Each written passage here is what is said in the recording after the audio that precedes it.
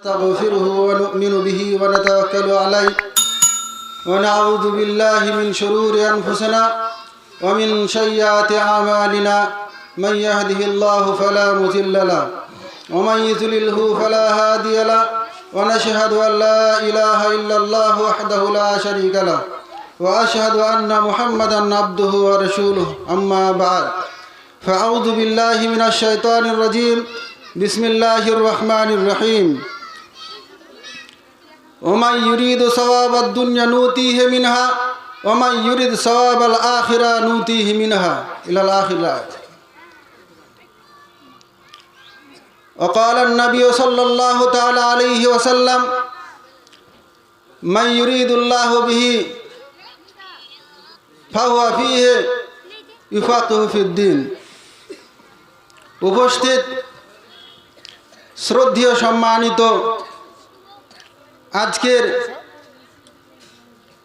মঞ্চে বসে থাকা আমার সহপাঠী শিক্ষক মহাশয়গণ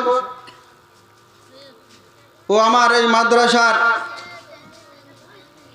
সদস্যগণ এবং সামনে বসে থাকা আমার ছাত্রবৃন্দ, সর্বাগ্রে সেই মহান আল্লাহ তাআলার প্রশংসা করি যিনি আজ আমাদেরকে দীর্ঘ প্রতীক্ষার পর এই বাৎসরিক আঞ্জুমান অনুষ্ঠিত করার এবং আমাদেরকে সুস্থ রেখে পরিচালনা করার তৌফিক দান করেছেন, তাই সকলে বলি আলহামদুলিল্লাহ। তারপরে পরে বিশ্বনবী জনাবে মুহাম্মদ রাসূলুল্লাহ সাল্লাল্লাহু আলাইহি ওয়াসাল্লাম তিনার উপর শত সহস্র দুরূদ ও সালাম অবতীর্ণ হোক, যথা আল্লাহুম্মা সাল্লি আলাই আল্লাহুম্মা বারিক আলাই। যাই হোক, সময় সংকীর্ণ, আমি আজকে আমার বক্তব্য দীর্ঘায়িত করব না। কিছু বলার উদ্দেশ্য এটাই যে আজকে রেজাল্টের পূর্বে মুহূর্তে আমি আমার ছাত্রদের উদ্দেশ্যে দু চারটি উপদেশমূলক কথা আলোকপাত করব। তারপরে আমাদের এই প্রক্রিয়াগুলো শেষ হয়ে যাওয়ার পর আবার আমাদের যে বাইরে থেকে অতিথিবৃন্দগণ এসছেন তারা এবং আমার এই মাদ্রাসার শিক্ষক মহাশয়গণ তারা তাদের মূল্যবান বক্তব্য তারা পেশ করবে। আল্লাহ সুবহানাহু ওয়া তাআলা এবং তার নবী শেষ নবী মুহাম্মদ সাল্লাল্লাহু আলাইহি সাল্লাম তিনি একটি হাদিসের মধ্যে বলেছেন যে তালাবুল ইলমি ফারিদা আলা কুল্লি মুসলিমিন। আল্লাহর নবী সাল্লাল্লাহু আলাইহি সাল্লাম বলছেন যে প্রত্যেক মুসলমানদের জন্য শিক্ষা অর্জন করা অপরিহার্য। তাই হয়তো অত্র এলাকাবাসীগণ এই ছোট ছোট বাচ্চাদের আজকে হাতনাডাঙ্গির মতো মাদ্রাসায় এবং অন্যান্য ইসলামিক প্রতিষ্ঠানগুলোতে তারা তাদের সন্তানদেরকে কিছু শেখার জন্য তারা ভর্তি করেছে।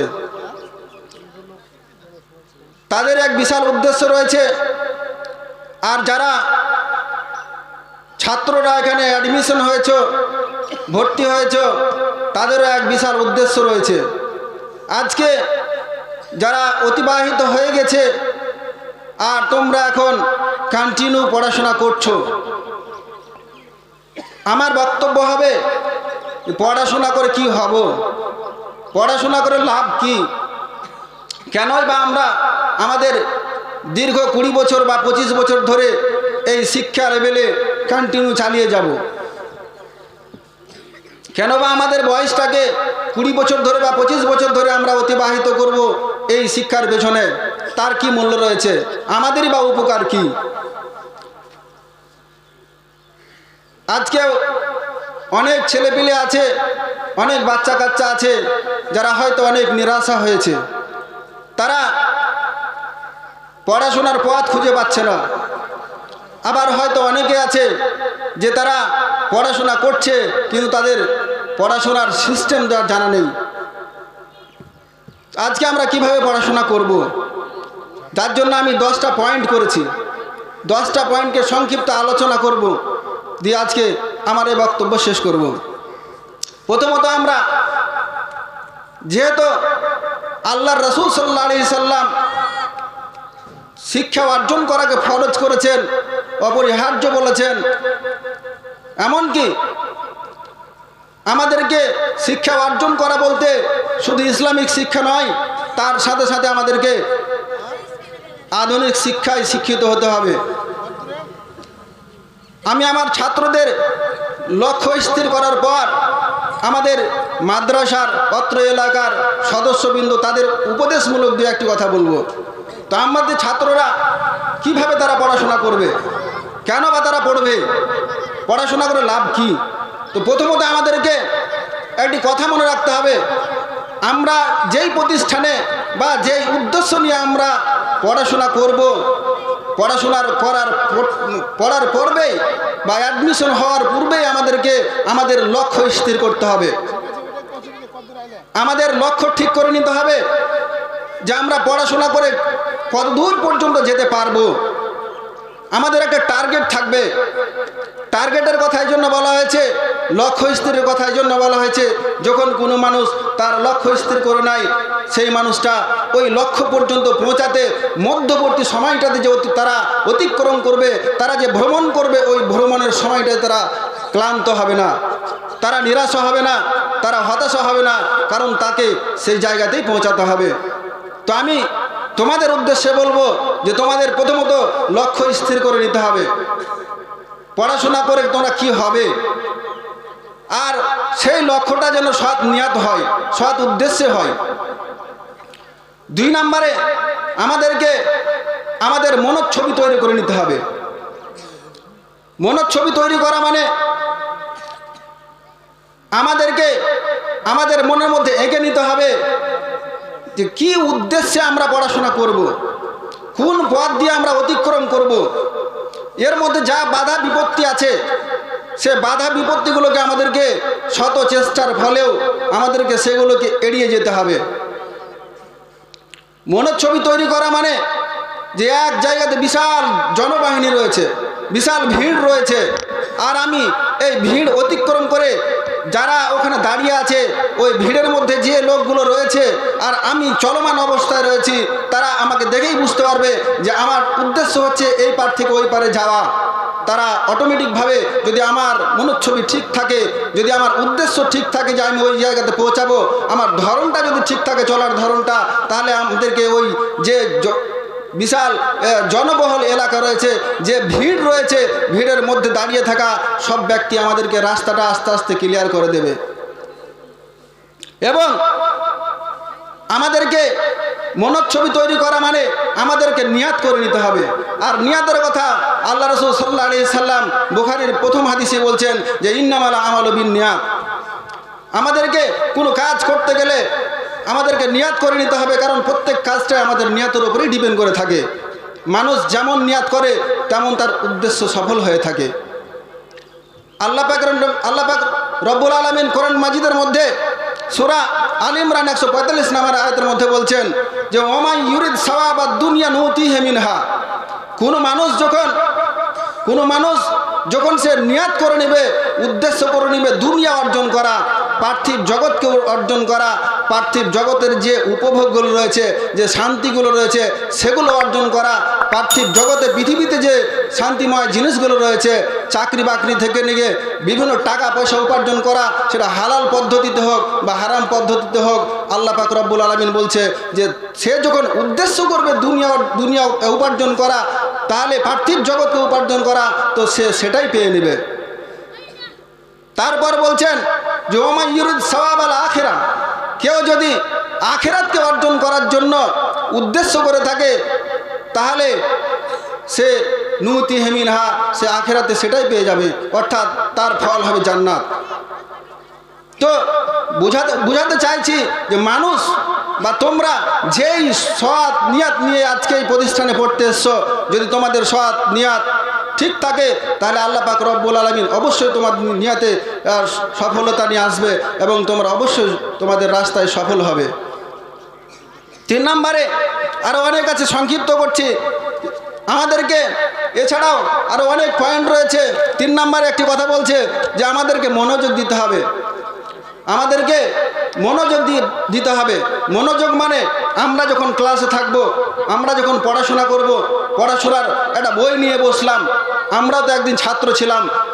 পড়াশোনা করতে বসে অনেক ছেলে আছে যারা হয়তো পড়াশোনা করতে করতে হয়তো কে তার নখটাকে কি করছে, নড়াচ্ছে, তার নখ, কেউ হয়তো কানটাকে চুলকাচ্ছে, কেউ তো আবার নাকে হাত দিচ্ছে, কেউ তো হয়তো মাথা চুলকাচ্ছে, আবার বইটা খুলে দিয়ে আবার অনেক ছেলে আছে যারা অন্য মনোযোগে তারা বসে আছে বই নিয়ে। প্রথমত আমাদের মনোযোগ দিয়ে পড়াশোনা করতে হবে, তাহলে আমাদের স্বল্প সময়ের মধ্যেই আমাদের পড়াগুলো স্টাডি করতে পারবো বা আমরা মুখস্থ করে নিতে পারবো। তাহলে মনোযোগের জন্য আমাদেরকে কি কি করতে হবে, মনোযোগ সৃষ্টির উপায় কি, কিভাবে আমরা মনোযোগ দেব, এই পদ্ধতি আল্লাহ পাক রব্বুল আলামিন কোরআন মাজিদের মধ্যেও তিনি বলে দিচ্ছেন যে ওয়াইদা কুলিয়াল কুরআনা ফাসতামিউ লাহু ওয়া আনসিতু লাআল্লাকুম তুফলিহুন। ওয়াইদা কুরিয়াল কুরআনা, যখন তোমরা কোরআন পাঠ করবে, যখন তোমরা কোরআন পড়বে, তো ফাসতামিউ লাহু, তোমরা সেটা সুন্দরভাবে শ্রবণ করো। ওয়া আনসিতু, তোমরা সে সময় চুপ থাকো, তোমরা সে সময় নীরব থাকো। লাআল্লাকুম তুফলিহুন, তাহলেই তোমরা সফলতা অর্জন করবে। তো এই পদ্ধতি আল্লাহ সুবহানাহু ওয়া তাআলা কোরআন মাজিদের মধ্যে আমাদেরকে শিখিয়ে দিয়েছেন যে সফল হতে গেলে, আমাদের মনোযোগ সৃষ্টি করতে গেলে আমাদেরকে নীরব থেকে, চুপচাপ থেকে, অন্য জায়গাতে আমাদের যে ইন্দ্রিয়গুলো রয়েছে, শরীরের যে ইন্দ্রিয়গুলো রয়েছে, সেগুলোকে অন্য কাজে না লাগিয়ে আমাদেরকে পড়ার দিকে মনোযোগ দিতে হবে, তবেই আমাদের মনোযোগ সৃষ্টি হবে। 4 নম্বরে বলছে যে আমাদেরকে সহপাঠীদের সাথে পাঠ্য আলোচনা করতে হবে। আমাদের যে সাথীরা রয়েছে, আমাদের যে সঙ্গী সাথী রয়েছে, সে বড়রা হোক ছোটরা হোক, সকলের সাথে আমরা যা পড়াশোনা করব, আমরা যেটা হয়তো বুঝতে পারবো না, আমাদের তার সঙ্গে আলোচনা করব, যেটাকে আরবি ভাষায় মোজাকারা বলা হয়ে থাকে। তার সঙ্গে আলোচনা করে নিতে হবে, আমি সেটা আলোচনা করে ক্লিয়ার করে নিতে হবে। তাহলে আমাদেরকে খুব সহজে আমরা পড়াটা আমাদের মধ্যে মুখস্থ হয়ে যাবে, আমরা সহজে সেটা বুঝে উঠতে পারবো। আমাদের 5 নম্বর পয়েন্ট হচ্ছে যে আমাদের যে শিক্ষকরা রয়েছে, যারা আমাদের গুরুজন, তাদেরকে সঠিকভাবে যথাযথভাবে তাদেরকে সম্মান দিতে হবে, তাদেরকে এড়িয়ে চললে হবে না। তারা যে উপদেশগুলো আমাদেরকে দেয়, তাদের উপদেশগুলোকে খুব মনোযোগ সহকারে আমাদেরকে গ্রহণ করতে হবে। কারণ একজন শিক্ষক সবসময় চায় যে তার ছাত্ররা সফলতা অর্জন করুক। একজন শিক্ষক চায় যে সবসময় তারা কি করুক, ভালো জায়গাতে পৌঁছাক। 6 নম্বরে বলছে যে আমাদেরকে পড়ার সময় যা পড়বো সেগুলোকে বুঝে পড়তে হবে। যেগুলো আমরা পড়বো সেগুলোকে বুঝে পড়তে হবে।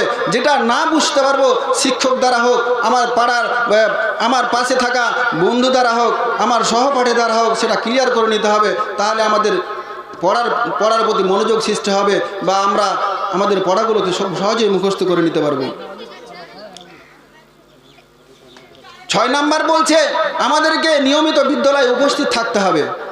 আমরা পড়াশোনা ছুটে যাওয়ার পিছনে, পড়াশোনা মুখস্থ না হওয়ার পিছনে একটা বিশাল কারণ হচ্ছে যে নিয়মিতভাবে আমরা মাদ্রাসায় বা বিদ্যালয়ে উপস্থিত না থাকা, সঠিকভাবে আমরা ক্লাসে উপস্থিত না থাকা, নিয়মিতভাবে আমরা ক্লাস না করা। হয়তো এমনও ছেলে আছে যারা একটি ক্লাস করলো বা 8টা পিরিয়ড রয়েছে, 4 পিরিয়ড করলো, আবার 4 পিরিয়ডে নেই, 2 পিরিয়ড করলো, 2 পিরিয়ডে নেই। এরকম হলে তার পড়ার প্রতি মনোযোগ সৃষ্টি হবে না এবং সে সফলতা অর্জন করতে পারবে না। 8 নম্বর বলছে পাঠ মুখস্থ করা। আমাদেরকে যে পাঠগুলো পড়বো, যে পড়াগুলো দেওয়া হবে আমাদের ক্লাসে, আমাদের শ্রেণীতে, শিক্ষক মহাশয়গণ যেইটুকু পড়া দেবে সেই পড়াগুলোকে মনোযোগ সহকারে আমাদেরকে মুখস্থ করে নেওয়া, তাহলে আমরা সফলতা অর্জন করতে পারবো। 10 নম্বর বলছে, 10 নম্বরে অনেকগুলো আবার কারণ রয়েছে যে পড়া মনে না থাকার কারণ কি। বেশ কিছু স্টুডেন্ট রয়েছে যারা হয়তো হতাশা হয়ে যায়, নিরাশা হয়ে যায় যে আমি এত পড়ি তারপরে পড়া মনে থাকে না কেন। যাই হোক, অনেক আছে আলোচনা, সেটা সময় হলে পরে বলবো। তো আমাদেরকে প্রথমত পড়া মনে না থাকার কারণ, একটা বড় কারণ হচ্ছে যে আমাদের ঠিক নিয়মিতভাবে মনোযোগ সৃষ্টি আমরা করতে না পারা, পড়ার প্রতি আমরা মনোযোগ সৃষ্টি করি না, যার কারণে আমাদের কি হয় না, আমরা ঠিকঠাক পড়াশোনা আমরা মুখস্থ করতে পারি না, তার থেকে আমরা দূরে সরে যাই। পড়তে বসে আমরা আমাদের মনোযোগ স্থির করতে পারি না, আমরা অন্য মনস্কভাবে থাকি, শুধু বইটাই খুলে থাকি। এমনও দেখা যায় যে আমরা হয়তো শিক্ষকদের ফাঁকি দিয়ে থাকি, বইটা খুলে থাকি, শিক্ষক ডিউটিতে আসে দেখিয়ে দিই ঠিক আমরা পড়ছি। এইভাবে করলে আমরা আমাদের লক্ষ্যে পৌঁছাতে পারবো না, সেখানে ব্যর্থ হয়ে যাব। তো যাই হোক, আরও অনেক রয়েছে, তো আমরা আরও আমার উপদেশ অনেক ছিল, তো সংক্ষিপ্ত সময়ে বলবো আমাদের ছাত্রদের যে তোমরা তোমাদের প্রথমত লক্ষ্য স্থির করে নাও এবং শিক্ষক মণ্ডলী যা তোমাদের উপদেশ দিব সেগুলো তোমরা সঠিকভাবে পালন করার চেষ্টা করো, ইনশাআল্লাহ আগামী দিনে তোমরা সফলতা অর্জন করবে। আর একটা কথা বলি যে রেজাল্টের দিকে এগিয়ে যাব, যে তোমরা একটি উদাহরণ দেয়, কোনো একজন লেখক উদাহরণ দিয়ে বলছে, এমন সময় দেখা যায় যে আমার পাশের বন্ধুটার মোবাইল রয়েছে, সে খুব ফেসবুক চালায়, সে হোয়াটসঅ্যাপ চালায়, আমারও মনটা চাইছে যে আমি তার সঙ্গে কি হোয়াটসঅ্যাপ চালাতাম, ফেসবুক চালাতাম। তো তোমার যেই বন্ধুগুলো আজকের দিনে তুমি আজকে মাদ্রাসায় বন্দি অবস্থায় রয়েছো বা বিদ্যালয়ে বন্দি অবস্থায় রয়েছো, আর তোমার লেভেলের বন্ধুটা কি করে, সে ফ্রি ফায়ার খেলে, ফেসবুক চালায়, হোয়াটসঅ্যাপ করে, বিভিন্ন কাজে ব্যস্ত, তোমার মনটাও চাইছে যে আমিও সেগুলো করি। কিন্তু আজকের দিনে তুমি যে বন্দি অবস্থায় রয়েছো, পড়াশোনা করছো, ঠিক যখন তোমার লক্ষ্যস্থলে তুমি পৌঁছে যাবে, ওই বন্ধুটা যে তোমার যেই সময় তুমি পড়াশোনা করতে ও মোবাইল নিয়ে ঘুরে বেড়াতো, ওই বন্ধুটাই সে সময় তোমার পাশে আসবে আর বলবে যে বন্ধু তোমার সঙ্গে আমি একটা সেলফি নিই, দিয়ে গর্ব করবে, কি নিয়ে, তোমাকে নিয়ে সে গর্ব করবে, এটা হচ্ছে আমার বন্ধু, আজকে সে চাকরি পেয়েছে বা ভালো জায়গাতে পৌঁছাচ্ছে। ও সারা জীবন ওই টুইটার ফেসবুক ঘাঁটতে ঘাঁটতে শেষ হয়ে গেল, আর শেষ সময়ে গর্ব করবে তোমাকে নিয়ে, তুমি যদি ঠিক জায়গাতে পৌঁছাতে পারো। তো উপদেশ থাকবে এটাই। একটা কথা বলি যে তোমরা প্রজাপতির পিছনে ছুটো না, কারণ তোমরা একটা ফুলের গাছ লাগিয়ে দাও, তাহলে প্রজাপতি অটোমেটিক তোমাদের কাছে চলে আসবে। তো তোমরা মানুষ কি করছে তার দিকে দেখে লাভ নাই, তোমাদের শিক্ষক মণ্ডলী তোমাদের যা উপদেশ দেয় সেগুলো সঠিকভাবে পালন করো, ইনশাআল্লাহ আগামী দিনে তোমরা সফলতা অর্জন করবে। আর আমরা সবাই দোয়া রাখবো তোমাদের জন্য, তোমরা যেন আগামী দিনে সঠিকভাবে পড়াশোনা করে তোমরা তোমাদের গন্তব্যস্থলে পৌঁছাতে পারো। আল্লাহ পাক রব্বুল আলামিন তোমাদের জন্য এই তৌফিক দেয়। আল্লাহুম্মা আমিন। আখির দাওয়ানা আলহামদুলিল্লাহি রাব্বিল আলামিন।